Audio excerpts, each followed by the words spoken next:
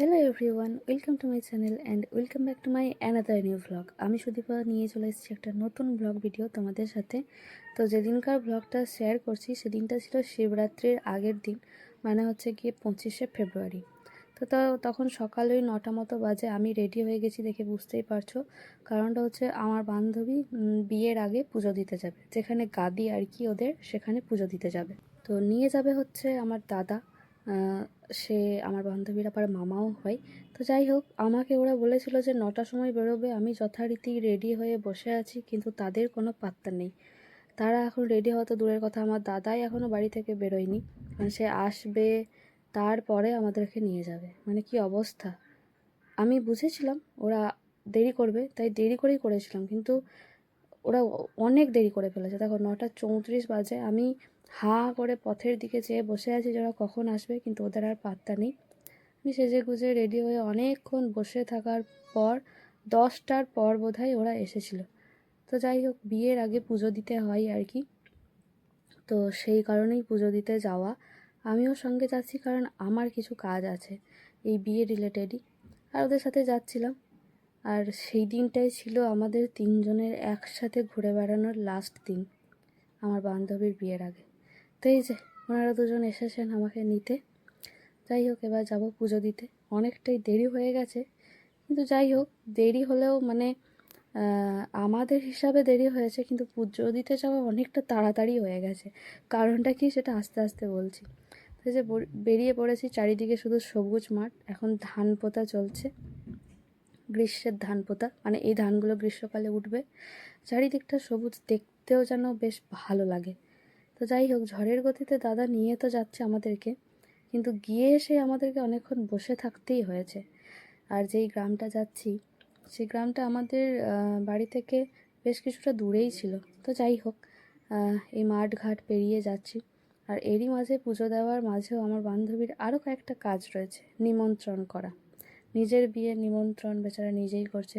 আর সেদিন এত হাওয়া দিচ্ছিল, কারণ আমার স্টোলটা ওরা দেখেই বুঝতে পারবে, বাপরে প্রচণ্ড ঠান্ডা। আর তারপর চুলে স্নান করেছি, তার জন্য আরও বেশি যেন ঠান্ডা লাগছিল, এরকম অবস্থা। আর পেছনের ওনার মজা দেখো, কি আনন্দ, দুদিন পর বিয়ে করবে। যাই হোক, কষ্ট আমাদের হবে, আমাদেরকে ছেড়ে চলে যাবে। ওর খুব আনন্দ, নতুন শ্বশুরবাড়ি পাবে। মানে শ্বশুরবাড়ি পাবে, বর পাবে, ওর আলাদাই মজা। তো এই মাঠ ঘাট দেখতে দেখতে আমরা এগিয়ে যাচ্ছি। দাদাদের বাড়ি পেরিয়েই যেতে হবে যে জায়গাটা যাব। আর যেদিনকে ব্লগটা আমি এডিট করছি সেদিন আমার প্রচণ্ড ঠান্ডা লেগেছে, শরীর খারাপ। মানে আমি আমার বান্ধবীর বিয়ের আগের দিনই এডিট করছি। কালকে ওর বিয়ে, আজকে এডিট করছি। মানে যেদিন তোমরা ভিডিওটা দেখতে পাচ্ছ তার পরের দিনই ওর বিয়ে। তো যাই হোক, এদিকে দেখো মাটি খুঁড়ে কেন এভাবে রেখেছে, না কী অবস্থা কী জানি। তো যাই হোক, ইতিমধ্যে চলে এসেছি ওর দিদির বাড়ি, পিসির মেয়ের বাড়ি। সেখানেও নেমন্তন্ন করবে, তাই জন্য সুপারি বের করছে। আর আমি এই থলেটাকে ধরে আছি যেখানে ফল দেওয়া আছে।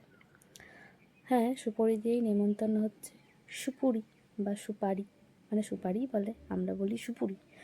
যাই হোক, এই এইভাবে মানে নিমন্ত্রণ করার প্রথাটা একদম সেই অনেক আগেকার দিনের, বেশ ভালো রকমের ব্যাপার। যাই হোক, দাদা আর আমি রাস্তায় দাঁড়িয়ে আছি, আমরা ভাবছি যেন দেরি হয়ে যাচ্ছে, দেরি হয়ে যাচ্ছে। আর হ্যাঁ, ও একদম শেষে ফেরার পথে কিন্তু আমার বাবাকে আর আমাকেও নেমন্তন্ন করে গিয়েছিল, কারণ বাবাকে আলাদা করেছে, আমাকে আলাদা করেছে। এটা মাঝখানে অ্যাড করে দিলাম। যদিও এটা সব শেষে, মানে একদম পুজো দিয়ে ঘুরে এসে যখন বাড়ি ফেরার পথে আমাদের বাড়ি হয়ে যাচ্ছিলো তখন। তো এই যে যেই গ্রামে পুজো দেবো সেই গ্রামেও চলে এসেছি। এই গ্রামটাতে কত তাল গাছ আর প্রচুর গাছ রয়েছে, বেশ ভালো দেখতে। কিন্তু এই গ্রামটা আমি প্রথমবার এলাম। এটা আবার আমার একটা বন্ধুর বাড়িও বটে, যার সঙ্গে আমি গ্র্যাজুয়েশন করেছিলাম। তো যাই হোক, এখানে একটা কালী মন্দির আছে যেখানে ওদের গাদি, সেই মন্দিরেই পুজো দেবো। এই যে চলেও এসেছি মন্দিরে, তবে এটা দুর্গা মন্দির আর এর পাশে এই যে হয়েছে কালী মন্দির। তো এখানে এসে ভাবলাম দেরি হয়ে গেছে, কিন্তু তখনও এই যে ইনিও একজন পুরোহিত, তিনি জানালেন যে না, পুজো এখনও শুরু হয়নি, পুজো শুরু হতে দেরি আছে। আর পুজো নাকি অনেকজন পুরোহিত মিলে করে, মানে যাদের যাদের পালি থাকে তারা নাকি প্রত্যেকেই করে, এরকম কিছু একটা ব্যাপার। আর যেদিনটা গেছিলাম সেদিনটা মঙ্গলবার ছিল, তাই অনেক দেরি। তবে এদের যে পুরোহিত রয়েছে, মানে ভট্টাচার্য যাকে বলা হয়, তার বাড়িতে এলাম। তো তার বাড়িতে অনেকক্ষণ বসে রয়েছি, কারণ তিনি বললেন যে এর আগে নাকি প্রথমে কে যেন পুজো করবে, ওই যে উনি রয়েছেন। তো সে পুজো করার পর তারপর ধাপে ধাপে মানে এক এক করে এক একজন পুজো করে। ওখানে সিস্টেমটা কি আমি বুঝতেই পারলাম না। যাদের সঙ্গে পরিচিতি রয়েছে সেই সমস্ত ফরিদিরা মানে তাদের তাদের ঘরে রয়েছে। এখানে বসে থাকতে থাকতে বোর হয়ে গেছি। সঙ্গে সঙ্গে যে ভিডিওটা করছি তা নয়, আধা ঘন্টা 40 মিনিট বাদে বোর হয়ে গেছি বলে ভিডিও করছি, বিরক্ত লাগছে। আর মানে পাপিয়ার তো ফোন নিয়ে ঘাটাঘাটি করছিল, বিরুদাও ফোন নিয়ে ঘাটাঘাটি করছিল, তো আমি কি করবো আর খুঁজে পাচ্ছি না, আমার বিরক্ত লাগছিল। কারণটা হচ্ছে কি, আমরা বহু আগে চলে এসেছি, আর একটু পরে এলেও হতো। তবে ওই পুরোহিতের বাড়িতে প্রায় 1 ঘন্টা বসেছিলাম, বিরক্ত হয়ে গিয়ে এদিকে আমরা গেমও খেলছিলাম। পাপিয়া আর একবার আমি এরকম মিলে মানে ওলট পালট করে গেম খেলছিলাম। কি করব, কিছু তো কাজ নেই। আর ওখানে নাকি এরকমই নিয়ম, কে আগে করে পরে করে এরকম কি যেন সব ব্যাপার স্যাপার আছে। আমি বুঝে পাই না, একটা মন্দিরে একবার পুজো হবে, একজন করবে, কতবার করবে? যাই হোক, এনারা সবাই ব্রাহ্মণ। এবার অনেকক্ষণ 1 ঘন্টা বাদে তারপরে ঠাকুরমশাই গেলেন চান করতে, তারপর চান করার পর তারপরে পুজো হলো। এখানে ঠাকুরমশাই নতুন বাড়ি হচ্ছিলো, আর এখানে দেখো মানি প্ল্যান্টের গাছটা কত বড় হয়েছে। এরই মাথায় বিরুদা চাও খেয়ে নিচ্ছিল, আমরা কিছু খাইনি। যাই হোক, তবে হ্যাঁ, পুরোহিত আর ওনার স্ত্রী খুব ভালো ছিলেন আর কি, মানে বেশ ভালো কথাবার্তা বলছিলেন। কিন্তু যাই হোক, আমাদের তাড়া ছিল, কিন্তু কি আর করব, আমাদের থেকেও বলা ভালো যে আমার বেশি তাড়া ছিল আর কি। তো যাই হোক, কিছু করার নেই, আমরা যা ভাবি তা হয় না, কারণ ভগবান যা ঠিক করে রাখে তাই হয় আর কি। তা আমার লিটারেলি ঘুম পেয়ে যাচ্ছিলো, আমি ভাবছিলাম আর একটু পরে উঠলে হতো, আর একটু পরে ঘুমালেই ঘুম থেকে উঠলে হতো, আর একটু পরে বেরোলেই হতো। তো যাই হোক, ঠাকুরমশাই পুজো স্নান করা হয়ে গেছে, এবার পুজো হবে। তো চললাম এবার মন্দিরের দিকে। আর সেদিন গাড়িতে যাওয়ার সময় এত ঠান্ডা লাগছিল, হাওয়া দিচ্ছিল ঠিকই, কিন্তু তারপরে এত গরম, যেই গরমটা মানে চৈত্র মাসে বৈশাখ মাসে হয়, গোটা বডি যেন একদম জ্বালা করছিল। আর আমি তো কালো প্যান্ট পরেছিলাম, পুড়ে যাচ্ছিল পুরো, মানে একদম মনে হচ্ছে বাপরে, প্রচণ্ড রোদের তেজ ছিল বাপরে। কিন্তু মন্দির মানেই ঠান্ডা, পবিত্রতার জায়গা, মন্দিরে গিয়ে কিন্তু একদম মন ঠান্ডা মানে হয়ে গেছিলো আর কি, এরকম ব্যাপার, এত ঠান্ডা জায়গা হয়। তো যাই হোক, খুব ভালোভাবেই আমাদের পুজো দেওয়া হয়েছিল, ওর বিয়ের পুজো দেওয়া বেশ ভালোভাবে হয়েছিল। একটা কালী মন্দির, আর কালী মায়ের পাশে দেখছি 3টে শিবলিঙ্গও রয়েছে। যাই হোক, বেশ ভালো রকমের ব্যাপার স্যাপার। এখানে সব মন্দিরগুলো একই জায়গাতে, শিব মন্দির, কালী মন্দির, দুর্গা মন্দির। তো এখানে পুজো হতে হতে প্রায় অনেক বেজে গিয়েছিল, 12:30 এরকম সময় করে হয়তো আমরা বেরিয়েছিলাম। তো ওই যে একের পর এক পুজো করছিল, ওই জন্যই হয়তো দেরি হচ্ছিলো। তো বেশ ভালো, যাই হোক, ভালোভাবে যে ঠিকঠাকভাবে পুজো দেওয়া হয়েছিল এটাই অনেক বড়, মানে যেটার জন্য গিয়েছিলাম সেটাই। একটু ধৈর্য ধরতে হয়েছিল, আর ধৈর্য তো ধরতেই হবে, নাহলে জীবনের পরীক্ষায় তো পাশ করতে পারবো না। ভগবান এইগুলোই হয়তো পরীক্ষা নেয় আমাদের কাছ থেকে। আর ওখানে কালী মায়ের একটা বিগ্রহ রয়েছে দেখছি, ছোট্ট মতো, এটা পিতলের না কাঁসার ঠিক জানি না, তবে বেশ ভালো আর কি।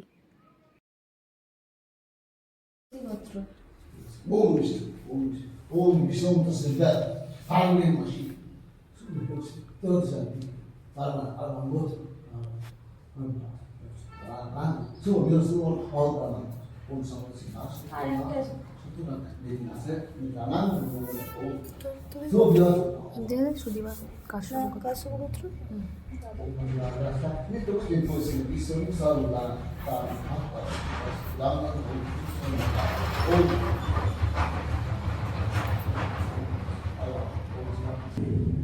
সুদীপা দেবাংশী কাশ্যপ গোত্র। Oğul Vishnu, oğul Vishnu, oğul Vishnu ortasında da harine maşı, şurada bakşı, dört sene gidiyor. Kasaba götür. Anladın mı? Ya burada muhakkak o sene bir içime kadi yapınca muhakkak muhakkak. Oğul sonra bir de daha sonra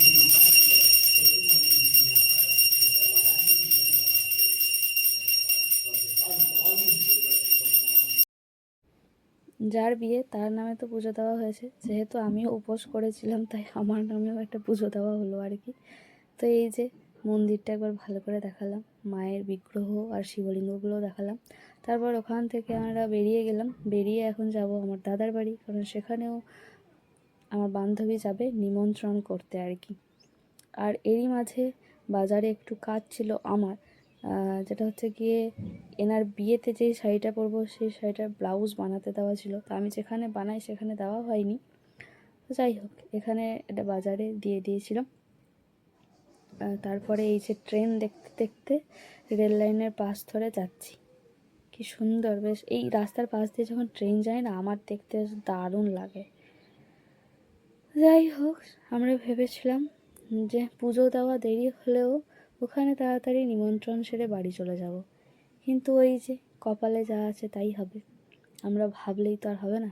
আর এই মহিলাকে দেখো, একদম সেই ঘেঁটি ধরে video করছি, এরকম একটা অবস্থা, পুরো মনে হচ্ছে যেন মেরে ফেলছি।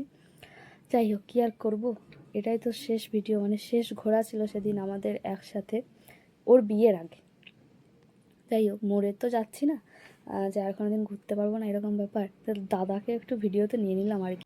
তবে হ্যাঁ, এই যে আমরা তিনজনে এত ঘুরে বেরিয়েছি, মজা করেছি, খেয়েছি, যা কিছু করেছি, সেটার শেষ দিন, আর এই দিনটা জীবনে আর আসবে না, মানে ভাবলেই কি কষ্ট লাগছে। এবার হ্যাঁ, বিয়ের পরেও দিনটা আসবে, কেন আসবে না, কিন্তু বিয়ের আগে আর বিয়ের পরে সিচুয়েশান অনেক পাল্টে যায়, স্পেশালি মেয়েদের ক্ষেত্রে। তো ভাবলেই কেমন যেন অবাক লাগছে যে কালকে ওর বিয়ে, যে আমরা একসঙ্গে থেকেছি, খেয়েছি, বড় হয়েছি, একসঙ্গে স্কুল গিয়েছি, সব কিছু করেছি, আর একদিন পর সেই সমস্ত কিছু পাল্টে যাবে। মানে কেমন বিয়ের পর মেয়েদের জীবনটা কেমন আনসার্টেন হয়ে যায়, তাই না? যাই হোক, এটা দাদাদের বাড়ির পথের রাস্তা, সেটা অনেক দূর চলে এসেছি, এখানেও চারিপাশে ধান পোঁতা চলছে, বেশ ভালো রকমের ব্যাপার, সব কিছুই ভালো, কিন্তু এর মাঝে একটাই খারাপ, যে আমাদের তিনজনের একসঙ্গে আর ঘোরা হবে না। মানে বিয়ে হয়ে যখন আসবে তখন হয়তো হতে পারে, কিন্তু কি জানি। তো যাই হোক, দাদাদের বাড়িতে একটু জল খাওয়ার পর তারপরে দাদাদের গ্রামে শিবরাত্রির আগের দিন, মানে গ্রামের একদম শেষ প্রান্তের দিকে ওখানে একটা শিব মন্দির আছে, সেখানে নাকি ভোগ হয়। তো সেদিকেই আমরা যাচ্ছিলাম, দাদা আমাদেরকে নিয়ে যাচ্ছিলো, আমি তো খাবো না, পাপিয়া খাবে। অনেকটাই দেরি হয়ে গেছে, তাই বাড়ি ফিরে খেতেও হয়তো দেরি হতো, আমারও খাওয়া হতো, কিন্তু আমি শিবরাত্রির উপোস তো করেছিলাম। এবার শিবরাত্রি যারা উপোস করে তারা নাকি খায়, কিন্তু আমার খেতে খুব একটা ইচ্ছে হলো না, তাই আমি ভেবেছি যে না, ওই সমস্ত কিছু খাবো না, এমনিই যাই।